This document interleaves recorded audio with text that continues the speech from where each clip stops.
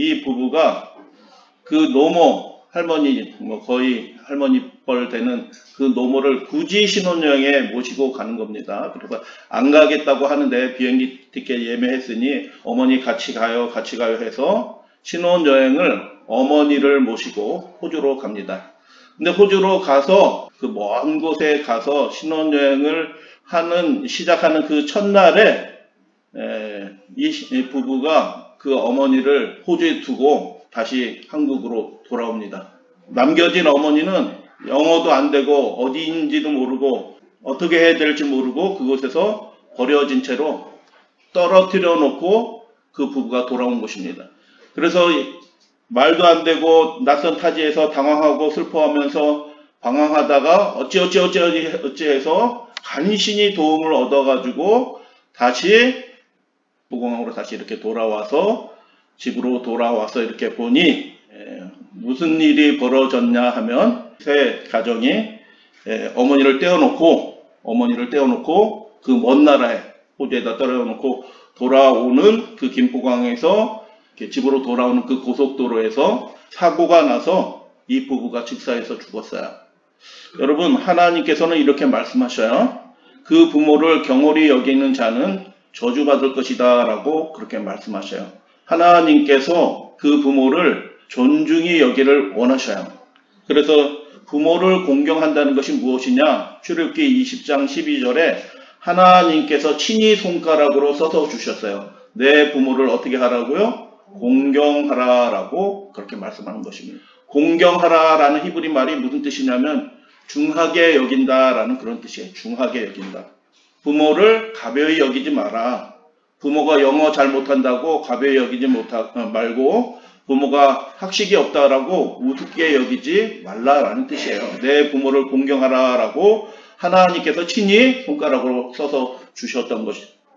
그래서 부모를 공경한다는 것을 우리가 일반적으로 하나님의 말씀을 통해서 생각해 보면 첫 번째 잠언 15장에 이런 말씀이 있어요. 지혜로운 아들은 아비를 즐겁게 하여도 미련한 자는 그 어미를 어떻게 한다고요? 업신여긴다라는 것입니다. 지혜로운, 하나님께 복을 받는 지혜로운 자녀들은 그 부모를 즐겁게 한다라고 그렇게 말씀하는 것입니다. 에베소 6장에 그래서 10계명의 그 말씀을 바울이 인용하면서 이렇게 우리에게 말씀을 주십니다. 자녀들아 너희 부모를 주 안에서 순종하라. 이것이 옳으니라. 내 아버지 어머니를 공경하라. 이것이 약속 있는 첫 계명이니 이는 내가 잘되고 땅에서 장수하리라 라고 그렇게 말씀하신 것입니다. 부모를 공경하는 게 어떻게 하는 게 공경하는 거예요? 주 안에서 부모에게 순종하는 것이다. 그리고 그 부모를 즐겁게 하는 것이다 라고 그렇게 말씀하는 것입니다. 구체적인 사례를 한번 두 가지를 들어보도록 하겠습니다. 한 사람은 야곱이고요. 한 사람은 예수님이셔요. 창세기 34장에 약속한 땅으로 다시 돌아온 야곱의 그 아들들이 큰 사건을 벌이죠. 그래서 야곱이 시므온과 레위에게 이르되 너희가 내게 화를 끼쳐 나로 하여금 이 땅 주민 곧 가나안 족속과 브리스 족속에게 압취를 내게 하였도다 라고 그렇게 얘기합니다. 두 번째 사례는 예수님의 사례입니다.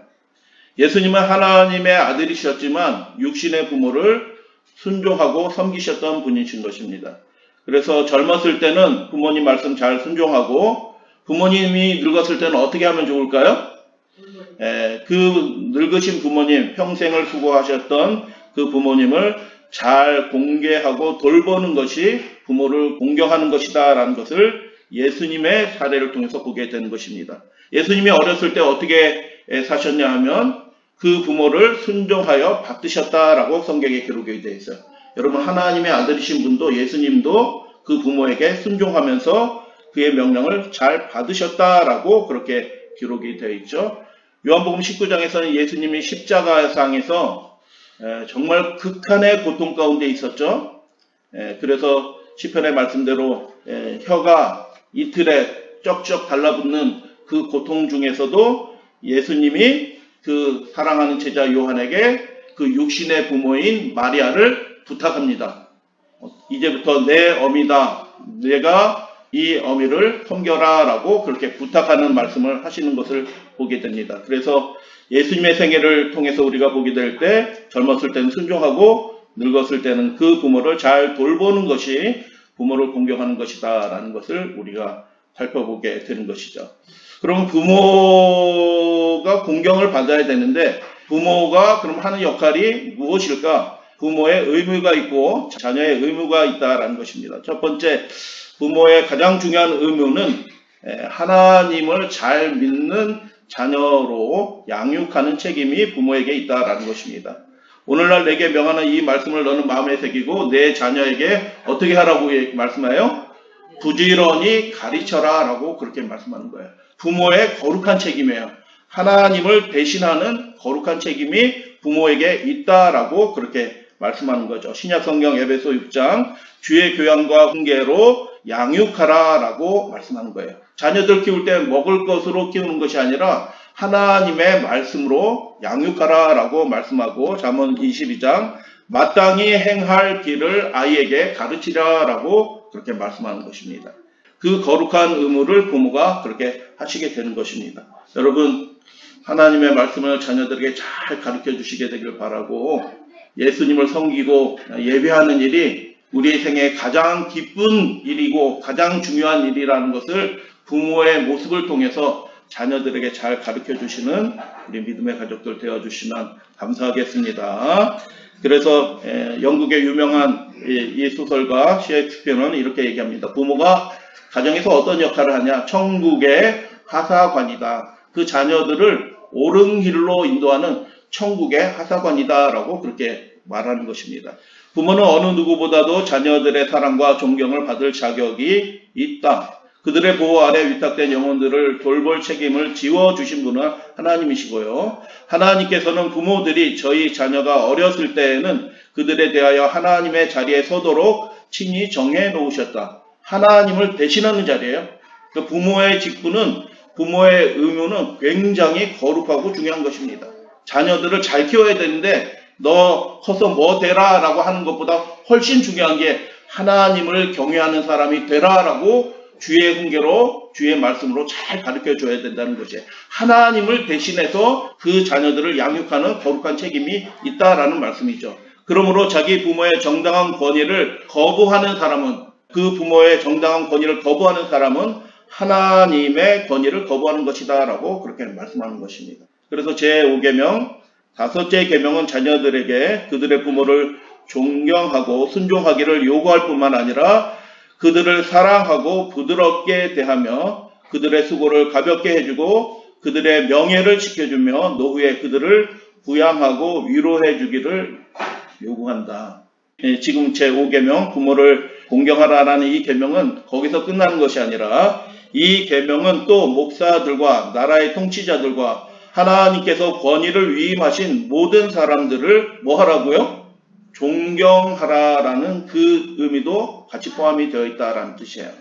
부모를 공경하라는 이 거룩한 계명이 무엇도 포함되어 있냐면 그 영적인 질서, 나라의 질서, 책임과 권한을 맡은 사람들을 존경하라라는 그 의미도 포함되어 있다라는 그런 말씀입니다. 여러분, 부모에게 우리 자녀들이 돌릴 수 있는 최고의 영예가 뭘까요? 하나님이 제일 기뻐하시는 모습이라고 저는 개인적으로 생각이 들어요. 자녀들이 어떻게 하면 그 부모에게 최고의 영예를 돌릴 수 있을까요? 그 한 사례를 다윗의 고백을 통해서 보게 되는 것입니다. 시편 116편 여호와여 나는 진실로 주의 종입니다 라고 고백해요. 자신을 뭐라고 얘기해요? 왕이에요. 위대한 왕인데 뭐라고 얘기하냐면 나는 진실로 주의 종입니다 라고 이야기하면서 그 다음에 하는 말씀을 주목하셔야 돼요. 여러분, 다윗이 자신의 어머니에 대해서 뭐라고 얘기할까요? 여기 보면은 뭐라고 말씀하냐면 주의 여종이라고 얘기해요. 여러분, 다윗이 자기 어머니에 대해서 뭐라고 얘기하냐면 우리 어머니 고생하고 수고하신 분이에요. 이렇게 이야기하지 않고 자신을 믿음으로 양육하고 하나님의 도와 교훈으로 양육해 준 그 어미에 대해서 자녀가 돌릴 수 있는 최고의 영예가 뭐냐면 우리 어머니는 하나님의 종입니다 라고 하나님의 마음으로 우리를 이렇게 양육해주고 키워주신 분 주님의 여종입니다 라고 이렇게 높여드린 것입니다. 여러분, 성경에 보면 여러 사람들이 나오는데 실패한 가정도 있고 굉장히 성공한 가정도 있어요. 근데 대표적으로 부모는 굉장히 악했던 왕이에요. 그런데 아들은 좋은 왕이 된 것입니다. 여러분, 부모가 올바른 모범을 혹시 못 보일지라도 그 아들이, 그 자녀들이 하나님을 경외하고 올바른 가계를 믿음으로 다시 세우는 일을 그 자녀들이 시작할 수 있다라는 것을 성경의 여러 사례를 통해서 보게 되는 것입니다. 부모가 실패했는데 자녀도 실패하는 것이 아니라 부모가 실패했지만 자녀들은 믿음으로 하나님의 은혜 가운데서 성공할 수 있다라는 것입니다. 그 아들은 정말 훌륭한 왕이었던 대표적인 사람이 누구냐 하면 바로 히스기야 왕이었습니다. 히스기야 왕. 여러분이 잘 아는 예수님의 말씀 중에서 그 당시 사람들이 부모에 대해서 어떻게 했는지 살펴볼 수 있는 한 말씀이 마태복음 15장에 나옵니다. 누구든지 아버지에게나 어머니에게 말하기를 내가 드려 유익하게 할 것을 부모님께 공개할 것을 하나님께 드렸어요 하면은 그 부모를 공경할 것이 없다. 공경하지 못할지라도 율법을 어기는 거 아니다라고 가리키는 율법사들이 있었어요. 근데 예수님은 뭐라고 말씀하셔요? 하나님을 잘 섬긴다고 하면서 부모를 잘 섬기지 못하면 그건 뭐예요? 하나님의 말씀을 폐하는 것이다 라고 그렇게 말씀하는 거예요. 여러분, 우리가 하나님께 열심을 다할지라도 부모를 공경하고 부모를 섬기는 일을 대체할 수 있는 일은 없는 것입니다. 그래서 부모를 잘 섬기시는 여러분들 되어주시면 감사하고 자녀들은 믿음의 도로 잘 양육하시는 여러분들 되셔야 될 줄로 믿습니다. 하나님께서 우리에게 말씀을 통해서 약속해 주신 일이 무엇입니까? 내 부모를 공경하라. 그리하면 내 생명이 길리라. 이로써 내가 잘되고 땅에서 장수하리라 라고 약속해 주셨어요. 여러분, 하나님의 말씀대로 하나님의 말씀에 순종하면, 그리하면 하나님께서 그 가정을 존귀하게 해주시고 특별한 축복으로 인쳐주실 것을 여러분 믿으시고 그 축복을 누리시는 우리 믿음의 가족들 되어주시면 감사하겠습니다. 우리나라가 언제부터 제사 드렸어요? 왜 이 말씀을 드리냐면 우리가 어떤 관점을 갖는 데 있어서 중요한 것은 역사적인 관점을 갖는 게 굉장히 중요한 때가 있습니다. 여러분, 우리나라가 언제부터 제사 드렸어요?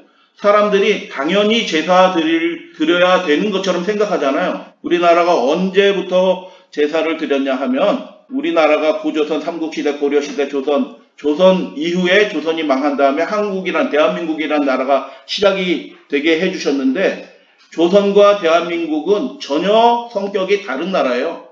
영이 다른 나라인 것입니다. 제사는 언제부터 드렸냐 하면 조선시대 제4대 왕 때부터 갑자기 시작한 거예요. 국가가 명령해서 제사 드려라, 족보 만들어라 해서 시작이 됐는데 그 일을 시작한 사람이 누구예요? 세종대왕이 그 일을 시작한 겁니다. 다시 한번 말씀을 드려요. 그 전 시대 사람들은 우리나라 사람들이 제사 드렸어요? 안 드렸어요? 조상신 섬기고 제사 드리는 일을 아예 하지 않았어요.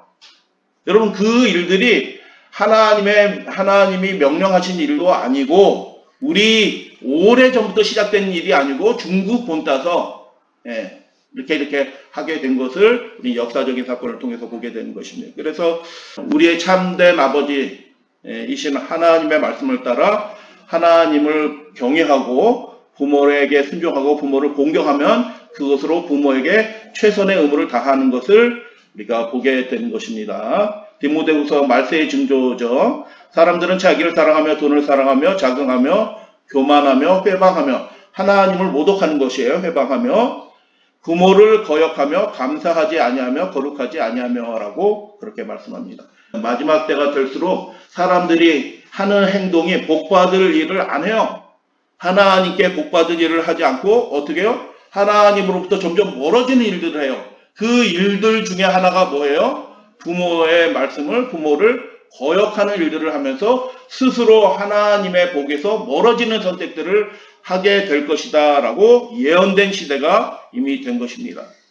부모를 거역하는 자녀들을 하나님께서는 어떻게 하라고 말씀하셨나요? 혹시 기억나는 말씀 있으시나요? 레위기 20장 말씀에 이렇게 되어 있어요. 무릇 그 아비나 어미를 저주하는 자는 반드시 뭐 하라고요? 죽일지니라. 잠언 20장 자기의 아비나 어미를 저주하는 자는 그 등불이 유암 중에 꺼짐을 당하리라. 그 인생의 등불이 꺼질 것이다 라고 말씀하고 잠언 30장 아비를 조롱하며 어미를 순종하기를 싫어하는 자의 눈은 골짜기에 까마귀에 쪼이고 독수리 새끼에게 먹히리라. 저주의 말씀들이에요. 부모를 순종하고 공경하는 것이 마땅하기 때문에 이런 저주의 말씀들이 있는 것입니다. 그래서 그 대표적인 저주의 말씀, 하나님의 형벌이 뭐냐면 돌로 치라라고 그렇게 말씀이 되어 있어요. 신명기 21장. 사람에게 완악하고 패역한 아들이 있어 그 아비의 말이나 그 어미의 말을 순종하지 아니하고 부모가 징책하여도 듣지 아니하거든 그 부모가 그를 잡아가지고 성문 밖으로 끌어내리고 그 성읍의 모든 사람이 그를 돌로 쳐서 죽일지니라 라고 그렇게 말씀하는 거예요. 여러분, 부모를 이렇게 거역하는 사람은 하나님을 믿을 수 없는 사람들이에요. 이미 그가 하나님의 은혜의 축복에서 완전히 단절된 사람이기 때문에 그를 돌로 쳐서 죽이라 라고 하나님께서 말씀하시는 것입니다. 실제로는 그런 일이 별로 벌어지지 않았으리라 생각을 합니다. 그래서 성경을 보면 돌로 치라라는 명령을 하나님께서 하신 몇몇 사례들이 있는데 그 중에 몇 사례를 잠깐 말씀을 드리기 원합니다. 첫 번째, 그 자식을 몰렉에게 주거든 반드시 죽이되 그 지방 사람들이 돌로 치라라고 말씀해요. 인신 제사 드리는 사람은 그 가정은 그 사람들은 돌로 쳐서 죽이라. 귀신 제사하는 사람들은 그 나라에서 끊어내라 라고 말씀하시면서 돌로 치라 라고 그렇게 말씀하시고 하나님을 저주하는 사람들은 그 말을 듣는 경우에는 그 사람을 돌로 치라 라고 그렇게 말씀합니다. 그리고 하나님이 말씀하시는데 일부러 하나님의 명령을 풀어 어기는 그 사람들은 돌로 쳐라 라고 말씀하시고 우리가 읽었죠. 신명기 21장 폐륜 거듭 그 부모를 거역하는 자들은 돌로 쳐서 죽이라 라고 말씀을 하셨어요. 자, 공통점이 있네요. 하나님을 모독하는 것과 부모를 공경하지 않고 폐륜하는 것의 형벌이 동일해요. 둘 다 돌로 쳐서 죽이는 거예요. 하나님을 대적하는 것과 부모에게 거역하는 그 죄가 그 형벌이 동일해요. 돌로 쳐서 죽이라 라고 그렇게 말씀하신 이유가 무엇일까라는 것을 한번 생각하게 되기를 원합니다. 말라기 1장 6절에 하나님이 자신에 대해서 이렇게 말씀하셔요. 내가 아비일진데 나를 공경함이 어디 있느냐. 하나님이 우리 아버지셔요. 생명의 아버지신 것입니다. 시편 100편 그는 우리를 지으신 자이시다라고 그렇게 말씀하십니다. 하나님이 우리의 아버지시고 하나님을 믿고 공경하고 순종하는 것이 부모를 공경하는 것과 동일한 이유로 그렇게 공경하는 것이다라고 주님께서 그렇게 말씀하신 것이죠. 그래서 반포지용, 그래서 하나님께서 부모님이 우리를 그렇게 사랑해 주시고 키워주시고 돌봐주신 그 은혜의 반응이 효도이고요. 그 은혜의 반응이 하나님을 섬기는 것이고 순종하는 것으로 나타나는 것입니다. 동일해요. 하나님께서 먼저 은혜 주셨기 때문에 우리가 그분을 기쁘게 섬기는 것, 반응으로서 믿음이고 반응으로서 경외하는 것이고 부모님이 우리에게 그렇게 희생하시면서 키워주신 것에 대해서 우리가 반응하는 것이 그게 효도이다라는 것입니다. 그래서 그 효도가 자신의 형편권, 최선을 다해서 부모를 섬기는 것처럼 하나님께도 그렇게 우리의 최선을 다해서 하나님을 섬기고 예배하는 자가 하나님을 경외하는 것입니다. 그래서 많은 분들이 율법과 은혜가 반대라고 생각이 드는데 은혜 받은 사람에게는 반드시 그분을 그리고 부모님을 공경하게 된다라는 것을 하나님의 말씀은 이야기하는 것입니다. 우리 다 같이 한번 읽어볼까요? 신효불이 시작. 신효불이 하나님을 경외하는 것과 하나님을 믿는 것과 부모를 경외하는 것이 부모에게 효도를 다하는 것이 동일한 이유로 같은 이유로 그렇게 하게 되는 것을 보게 되는 것입니다. 은혜 받았으니 그 은혜에 반응하는 것이 믿음이고 부모님이 우리를 그렇게 사랑하고 키워주셨으니 그 사랑에 반응하는 것이 효도이기 때문에 신앙하는 것과 부모를 공경하는 것은 따로 떨어져 있지 않다라는 것을 우리가 보게 되는 것입니다.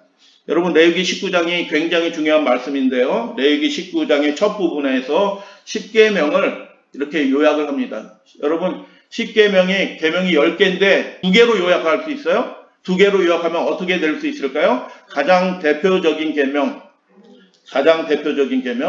하나님을 섬기는 것의 가장 대표적인 계명은 안식일을 성수하는 것입니다. 그리고 이웃을 사랑하는 그 계명의 가장 대표적인 것은 뭐예요? 부모를 경외하는 것이에요.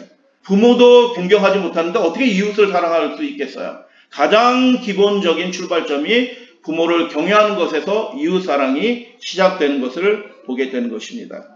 하나님께서는 당신의 말씀 가운데 밝혀진 가장 분명한 의무, 곧 부모에 대한 자녀의 의무를 정면으로 거역하는 자들을 흥하게 축복하실 수 없으시다라고 말씀하는 것입니다. 이 뒷부분의 말씀이 굉장히 해설이 중요한데요. 그들이 만일 육신의 부모를 존경하지 못하고 공경하지 못한다고 하면 그들은 창조주 하나님을 믿지도 존경하지도 사랑하지도 않게 될 것이다 라는 거예요. 동일한 동기로 하나님을 섬기고 동일한 동기로 부모를 섬기는 것이다 라는 거예요. 그 마음이 갈라지지 않는다는 거예요. 그래서 부모를 잘 섬기는 사람은 하나님을 섬기는 데 있어서도 진실하게 섬길 수 있다라는 그 말씀인 것입니다. 신효불이 신앙하는 것과 효도하는 것이 하나인 것입니다. 사실은. 그래서 예수님의 생애를 다시 한번 살펴보길 원합니다. 아버지는 목수였기 때문에 어린 시절 예수님은 아버지의 일들을 열심히 도왔어요. 어머니를 도와서 어머니의 일들을 섬기고 순종하면서 받드셨다라고 성경에는 그렇게 기록이 되어 있고, 마지막 순간에도 그 어미를 공개하기 위해서 사랑하는 제자에게 자신의 어머니를 부탁한 것을 보게 됩니다. 그래서 시대에서만 보면 그리스도의 지상생의 모든 행위는 예수께서 친히 주신 내 부모를 공경하라라고 하신 교훈에 일치하였다라는 것입니다. 그 계명을 써서 주신 분이 인간이 되셨을 때 실제로 육신의 부모를 그렇게 공경하시는 분으로 마지막 순간까지도 그렇게 사셨던 것을 우리는 보게 되는 것입니다. 출애굽기 20장 12절 말씀 함께 믿음으로 고백하게 되기를 원합니다. 함께 봉독하겠습니다. 내 부모를 시작. 내 부모를 공경하라. 그리하면 너희 하나님 나 여호와가 내게 준 땅에서 내 생명이 길리라 라고 약속해 주셨어요. 하나님이 약속해 주셨어요. 그리고 사무엘상 2장에 보면 엘리의 가족의 사무엘이 엘리야에게 이렇게 얘기해요. 예배를 드리는데 엘리가 대제사장인데 그 자녀들이 예배를 어떻게 드려요? 그냥 자기 마음대로 드려요. 불량자가 됐어요. 근데 그 부모가 자녀들을 그렇게 주의 도로 엄격하게 가르치지 않고 그냥 내버려뒀을 때 선지자가 이렇게 그 엘리야에게 경고하고 저주를 합니다. 이스라엘에게 모든 복을 베푸는 중에 너는 내 처세의 환난을 볼 것이며 내 집에 영원토록 노인이 없을 것이며. 무슨 뜻이에요? 그들이 일찍 죽을 거란 뜻이잖아요. 그 장수의 축복을 받지 못할 것이라는 거예요. 왜 받지 못해요? 하나님을 예배하는데 진실하게 예배드리지 않고 자기 멋대로 예배를 드려요. 자기 멋대로. 그렇기 때문에 하나님이 축복하실 수 없다라는 말씀을 엘리에게 하시는 말씀을 보게 되는 것이죠. 여러분, 하나님을 섬기는 것과 그리고 부모를 섬기는 것에 축복이 동일해요. 뭐예요? 하나님을 잘 섬기는 사람들에게는 하나님이 이 생에서도 장세의 축복을 주시고 영생을 허락해 주실 것이다 라고 약속하시고, 부모를 공경하는 것에 있어서도 부모를 잘 공경하면 이 땅에서 복을 누리고 내 생명이 길리라 라고 동일한 축복이 기록이 된 것을 보게 됩니다. 여러분, 어머니들이 제일 좋아하는 성경의 인물 누구? 룻을 제일 좋아하시잖아요. 룻이 신앙의 고백이잖아요. 이 고백이 사실 신앙의 고백인데, 룻기 1장에 보면 어머니께서 가시는 곳에 나도 가고 어머니께서 머무시는 곳에서 나도 머물겠나이다 라고 이렇게 룻이 그렇게 얘기했잖아요. 나오미는 이제 희망이 없는 집이에요. 희망이 없어요. 다시 회복될 가망성이 전혀 없는 파산한 가정인데 그 어미를 믿음으로 공개하려고 선택하고 결정한 그 룻의 선택을 하나님께서 보시고 룻기의 이야기가 아름답게 회복되는 이야기로 맞춰지잖아요. 그래서 여러분, 룻을 통해서 하나님께서 놀라운 축복을 주시는 것을 우리가 보게 됩니다. 아브람, 유다, 베레스, 보아스 이렇게 되고 아브람의 후손의 계보가 쭉 오고 롯의 친척이죠. 롯의 계보를 통해서 모압 오고 모압의 후손을 통해서 롯이 오는데 그 양 가문이 다시 합쳐져서 다윗 왕의 계보로 이어지는 것을 보게 됩니다. 그래서 하나님께서 내게 준 땅에서 내가 생명이 길리라 라고 말씀하신 그 축복이 예수 그리스도 다윗의 계보를 통해서 지금도 계속이 되는 거예요. 하나님을 잘 공개하는 사람이 그의 축복을 받아서 계속 대가 이어지고 부모를 공경하는 그 사람의 계보에 아름다운 일들이 있게 하시는 것을 우리는 성경의 역사를 통해서 보게 됩니다. 여러분, 하나님 말씀대로 하시는 여러분들 되시게 되기를 주님의 이름으로 축복합니다. 부모를 잘 공경하시고 주의 뜻을 따라 또 부모님들은 자녀들을 잘 하게 되면 하나님께서 그 가정, 몰락한 가문일지라도 그 가정을 새롭게 하시고 복되게 하시고 위대하게 하시고 영예롭게 하시는 이야기들이 성경 도처에 많이 있는 것입니다. 말씀대로 하시는 것입니다. 부모를 공경하고 하나님을 섬기는 일에 최선을 다하실 때 살아계신 하나님이 그렇게 복을 주시겠다라고 그렇게 말씀하신 것입니다. 이제 오늘 말씀을 마치면서 디모데전서 5장 유명한 말씀이잖아요. 만일 어떤 과부에게 자녀나 손자들이 있거든 어떻게 키워야 되냐? 그 자녀들과 손자들을 어떻게 키워야 되냐? 맛있는 거 먹여서 좋은 거 입혀서 잘 키워라 이렇게 말씀하지 않고 반드시 가르쳐야 될 게 있다라고 그렇게 말씀하는 거예요. 무엇을 가르쳐야 되나요? 그들로 먼저 자기 집에서 무엇을 행하여? 효를 행하여 부모에게 보답하기를 뭐 하라고요? 배우게 하는. 그게 신앙의 기본이에요. 그 신앙의 기본을 가진 그 마음으로 하나님도 그렇게 잘 섬기게 되는 것입니다. 그래서 부모에게 보답하게 하기를 배우게 하라라고 말씀하시고 이것이 하나님 앞에서 받으실 만한 것이다 라고 그렇게 말씀하는 것입니다. 8절 말씀, 누구든지 자기 친족, 특히 자기 가족, 부모를 돌아보지 아니하면 어떤 사람이라고요? 하나님을 잘 섬기고 사회적으로 성공하였을지라도 자기 가족, 부모를 돌아보지 않으면 하나님께서 그 인생을 받을 수가 없는 것입니다. 그래서 이렇게 말씀하시는 거죠. 믿음을 배반한 자요 불신자보다 더 악한 자라고 선언한 것입니다. 그래서 여러분, 하나님께 복받는 믿음의 가족, 그래서 부모는 자녀들에게 주의 도로 잘 양육하시고 하나님의 뜻대로 행하도록 자녀들을 잘 가르치시고 자녀들인 우리는 부모를 잘 섬기는 축복된 가정이 되시기를 주님의 이름으로 축복합니다. 재림 신도의 가정 294쪽 함께 봉독하고 오늘 말씀 마치도록 하겠습니다. 감사할 줄을 시작. 감사할 줄을 모르는 자녀들을 위해서는 하늘에 있을 곳이 없다.